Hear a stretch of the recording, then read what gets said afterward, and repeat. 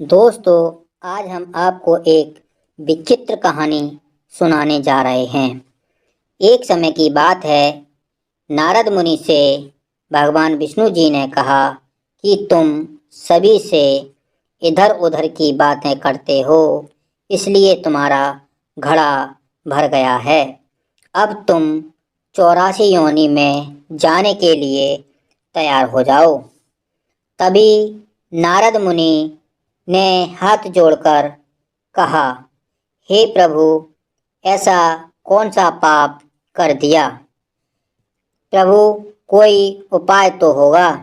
तभी भगवान विष्णु जी ने कहा कि तुम पृथ्वी लोक पर जाकर के किसी को गुरु बना लो। तभी नारद जी ने कहा, आपसे बड़ा कौन है? तभी भगवान विष्णु जी ने कहा, गुरु पृथ्वी लोक पर बनते हैं, यहाँ विष्णु लोक में नहीं। तभी नारद जी पृथ्वी लोक में आ गए। नारद जी ने देखा कि एक नाव चलाने वाला भगवान का भजन कर रहा था। तभी नारद जी ने कहा, मैं तुम्हें अपना गुरु मानता हूँ। नाव चलाने वाले ने कहा, ठीक है। तभी नारद जी विष्णु लोक में चले गए।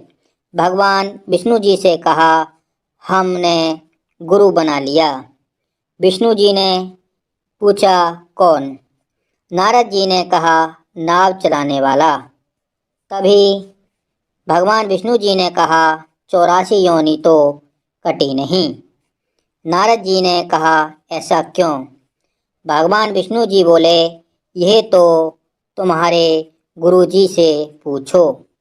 तभी नारद जी पृथ्वी लोक में आ गए और गुरुजी से पूछा, मेरी 84 योनियाँ क्यों नहीं कटी? गुरुजी ने कहा, अब कट जाएंगी। कैसे?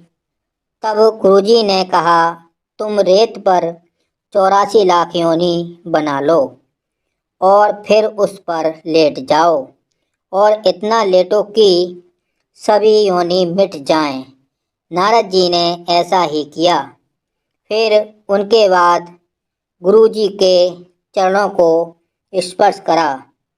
स्पर्श करने के बाद नारद जी विष्णु लोक में चले गए और फिर कहा, अब देखकर बताओ।